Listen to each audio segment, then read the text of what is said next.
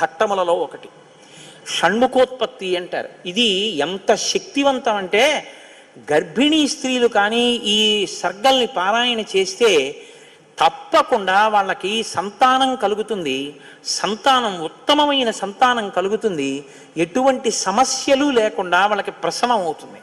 అంత శక్తి ఇందులోనే ఉంది. ఇందులోనే వాల్మీకి మహర్షి కుమార సంభవం అన్న మాట వాడారు.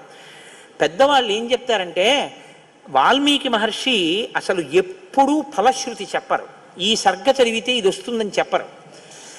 అట్లాంటి వాల్మీకి మహర్షి గంగావతరణానికి షణ్ముఖోత్పత్తికి ఫలశ్రుతి చెప్పారు. అత్యంత శక్తివంతమైన ఘట్టాలలో షణ్ముఖోత్పత్తి ఒకటి. ఇది విన్నవాళ్ళు సుబ్రహ్మణ్య లోకాన్నే పొందుతారు అంటారు. అంత శక్తివంతం.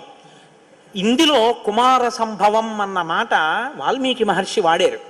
దీన్నే కాళిదాస్